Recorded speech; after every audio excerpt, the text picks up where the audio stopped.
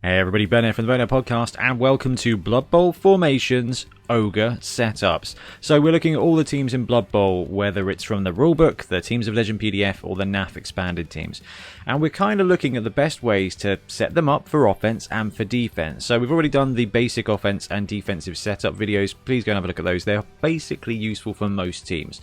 But what we're doing now is we're having a look at each team individually. So if you are planning on playing with this team or against this team, watching these videos should give you an idea of how to expect them to set up and why. And that's what we're really kind of looking at here, is although the setups may be exactly the same in some cases as the generic ones, the positioning of the positional players is going to be the most important thing, and why. And we're going to bust out the Telestrator now and have a look at how best to set up your Ogre team.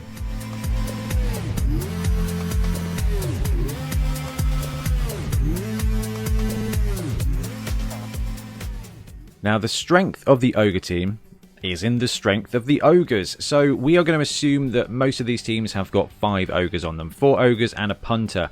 With most of these positions and most of these setups, you can swap the Punter out if you've only got 4 Ogres total. I'm assuming that you've got a 5th strong player, but you must have a Punter. An Ogre team these days without a Punter is just a bit of a mistake, because you've got throw teammate and you've got kick teammate. And yes, kicking those teammates is a little bit more dangerous for them, but being able to pick up the ball, hand it off, then throw it, then kick a dude means that your one-turn touchdown option is massively improved, and it's also just hilarious. So if you've got a cage wandering up towards you, you can throw a guy, and then you can kick a guy at the cage, and then blitz into it and destroy the ball carrier. Ogre's got a little bit of a buff when it comes to that this season, and I am very excited because you guys know I love Ogre teams. So the spread defense here, we're going to talk through 2 angles of setting up, and this is the softest one, okay? So what we're doing here is we are farming away grots. 3 Noblars, these guys here, are going to die. That is just what they're there for. We're assuming you've got riotous rookies, we're assuming you've got 16 players, and it's going to be fine. Now, we're looking at this one first because logic dictates that deploying your Ogres on the line creates a massive barrier to your opponent, and it absolutely does. And what we'll look at with the next couple of defenses is the best way to deploy your Ogres on the line and take a punching. But this one here is a good mid-range strategy. If you're happy to sacrifice these Noblars on the line, what it does, if you look, there is no way through this line that doesn't go through Ogre tackle zones that are going to require a blitz. So this is a solid roadblock against basically fast teams. Skaven will hate this setup. I know, because I've had to play against it and I'm a Skaven coach. And the reason for that is, we'll ignore the Noblars on the top here. Look at this picture, guys, and pick out the best way to get a 2-die block on one of those Ogres to get them out of the way. Exactly, because this Ogre here has got these squares, this Ogre here has got these squares, this Ogre here has got these squares, and these ones here are covered by this Ogre here. And because you've got the Noblars positioned out and about, the only way to blitz into an Ogre, realistically, is here, here, here, here, okay, and the same on the other side. So trying to get massive strength against an Ogre in those situations is really challenging. Now, if you are a Skaven team, you may have a Rat Ogre. If you're a human team, you may have an Ogre of yourself, in which case what you're going to have to do is chuck a support in a risky position and take the side blitz. But you know what? That's fine. If that's what you're forcing your opponent to do, they're deploying all of their gear down here, and then you've got a Punter in reserve, an Ogre there, an Ogre here. Alright, Ogres aren't fast, but they can move 7 squares with a cheeky couple of rushes. And that is going to cover a lot of the backfield. And having this Punter here, so like I said, if you don't have 4 Ogres, you need the Punter. So kind of, I like the Ogres. If you've only got 4 Ogres for this position, for this offense, for this setup, sorry guys, then having an Ogre in the backfield is actually really important. So you are going to have to sacrifice one of your angles. I think the best case scenario in that situation is to drop a Nobbler onto the edge and just have a weak flank. Then you can kind of position the Punter over a little bit more that way. Front line is going to die. Then they can blitz in, and they can blitz against this Nobbler, and if they do, like we said, these are all covered by Ogre tackle zones, and that means it's really difficult. Best case scenario for them, put a dude there, Rat Ogre blitz in, free up, and does free up this side channel. And you know what? If they're going to commit that resource to that, that's fine. They're probably going to win anyway. There's tier 1, and ogres are not tier 1. But if you are up against a mid-range team, they are going to struggle to move this line. This line here, this spread defense, is going to give you an opportunity to react anywhere.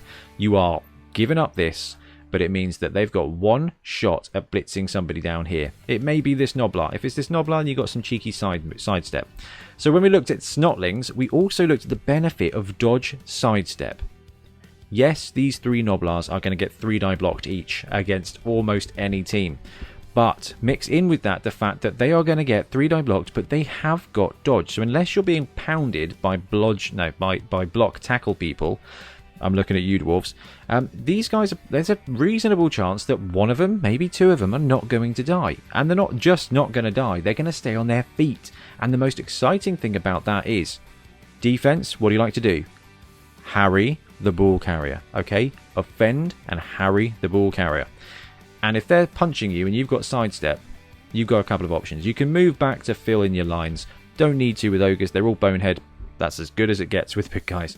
But what you can do is you can sidestep up and into the rest of their line. So if they open with those blocks on the line of scrimmage, you can start moving and sidestepping your guys out to tag more of their players. Yes, it's going to be more free blocks, but every one of your opponent's player that is taking a block at this point is not taking a move, which means is not deploying against your massive secondary. So this is called a spread 3-5-3, but it really is a 3-8 because this is a chunk of player. Okay, this here could take on most teams. So these Noblars being able to just have a cheeky couple of side steps up to just getting in the way of your opponents is going to allow them more blocks, but unless those guys go down, it's going to mark their players. And remember, TVOP, team value on pitch. If a 15k Noblar is tagging, I don't know, honestly, even a human lineman at 50k, that's a 3-to-1 TVOP advantage. You are netting more free actions with more stronger and more expensive players. So I like that. This is a really solid defense.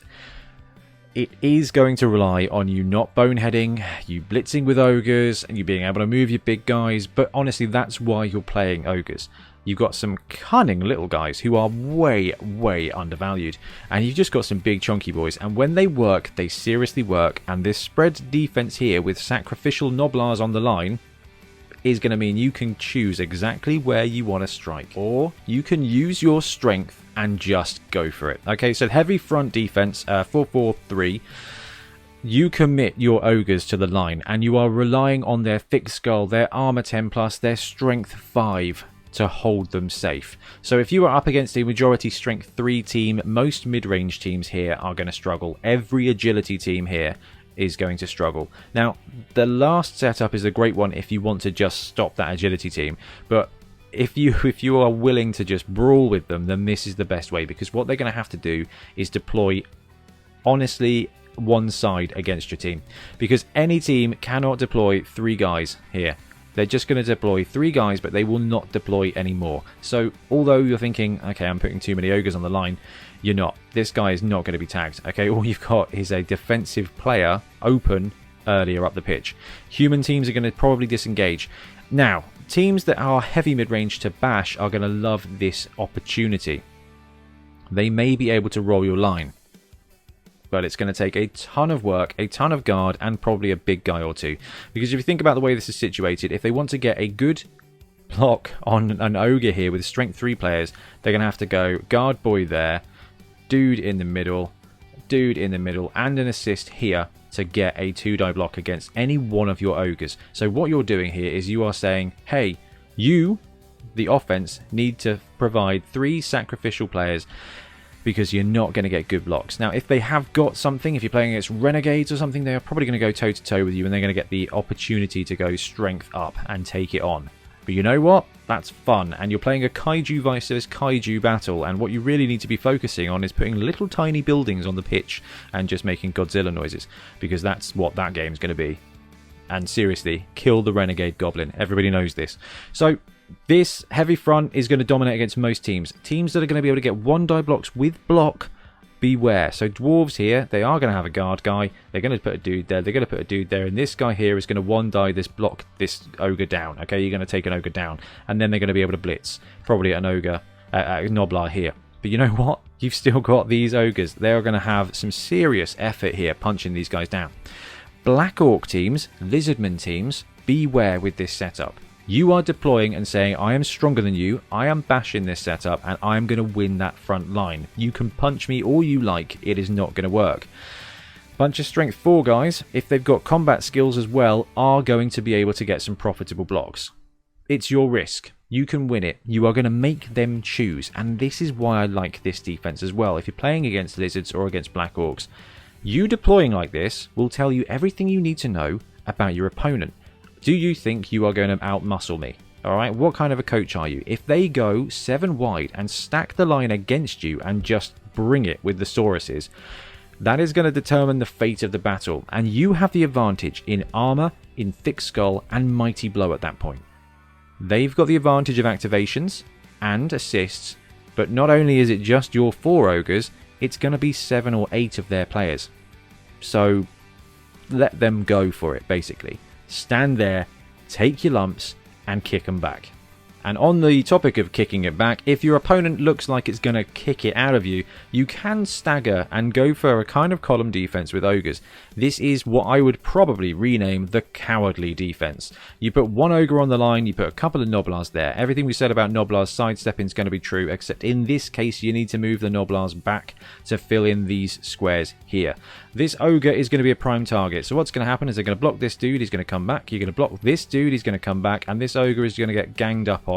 Maybe he'll die, maybe he won't. You will end up with an opening down the middle of the pitch, and what you're saying is, that is fine. Bring the opening, because I am going to have these ogres in the backfield. And yeah, alright, it's 1, 2, 3, 4, 5, 6, 7 squares. They're not going any further than that. You are going to give up this centre, but it is still an ogre on the line. Now, most teams would kill for an ogre on the line. Just look at the hype around the mercenaries in the death zone.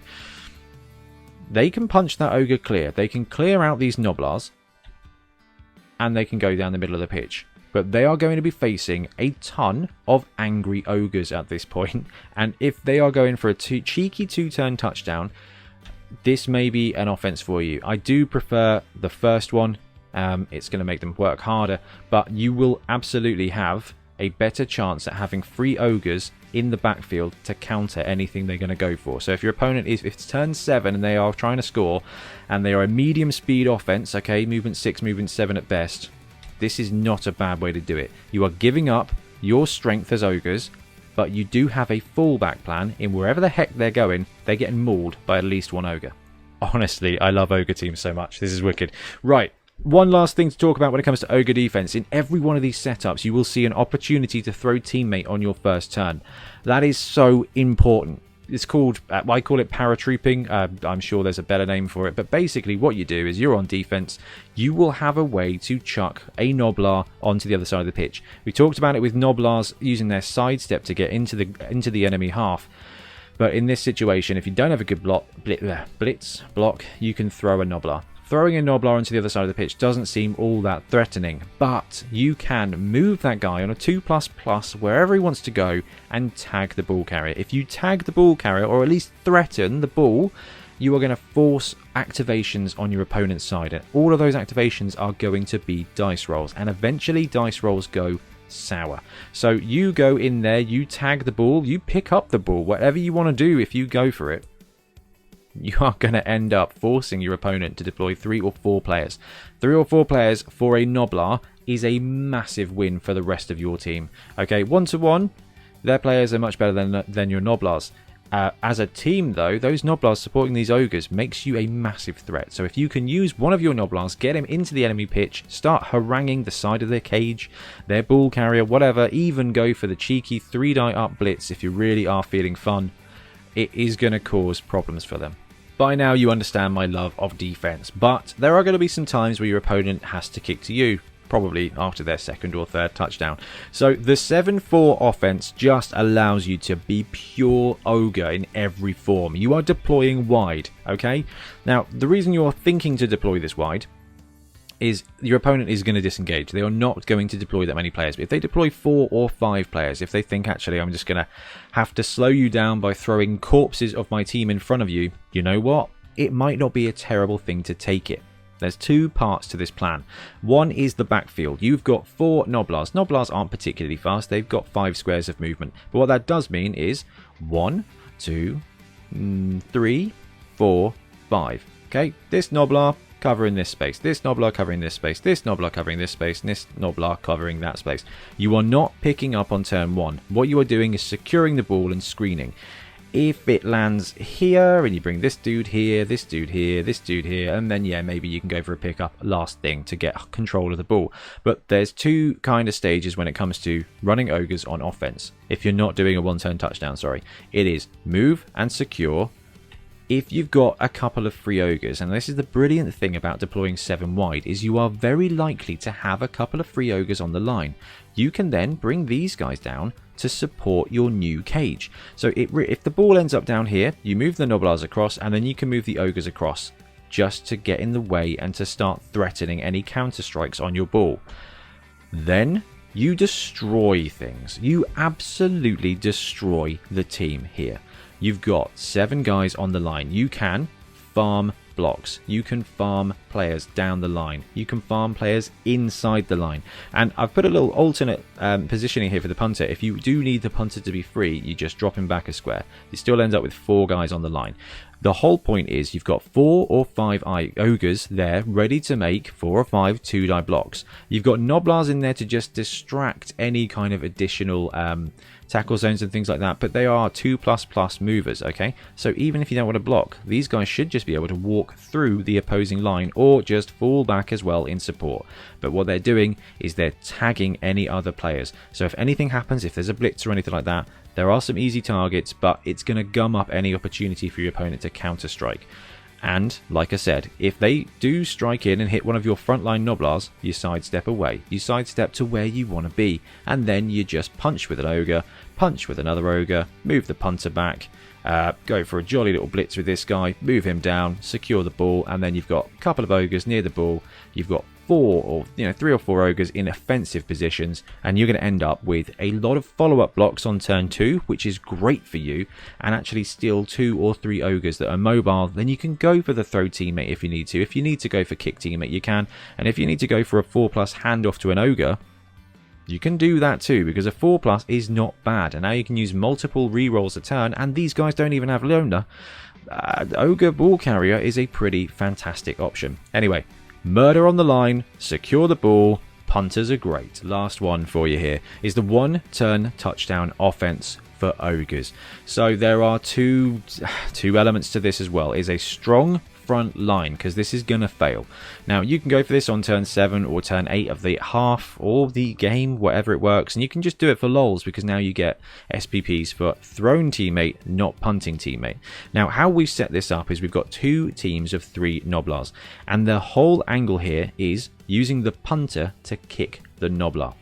That is really important, because what that allows you to do is this guy can pick up the ball, hand it off to this one, he can jump up here, give a quick pass to this Gnoblar, and then this punter goes for it. That does mean that you've got more opportunity to go for the 1-turn touchdown. It's definitely less consistent, because stunties, I mean, what are we looking at? Passing 4+ here, it's gonna be risky. But if you deploy your team wide, so one Gnoblar just below the sweet spot, and then these guys positioned on the corners here, it means they can go 1, 2, 3, 4, 5, 6, 7. If they need to, they should be able to get almost any square and go for the handoff to this Gnoblar. If they can't, if the ball lands blooming here, you still have a chance here, because it is 1 square, 2 square, 3 square, 4 square, 5 square, go for it, quick pass, handoff, kick, glory. So when you're setting up heavy on the line with an ogres, keeping 1 or 2 ogres behind the line ready to go for that throw,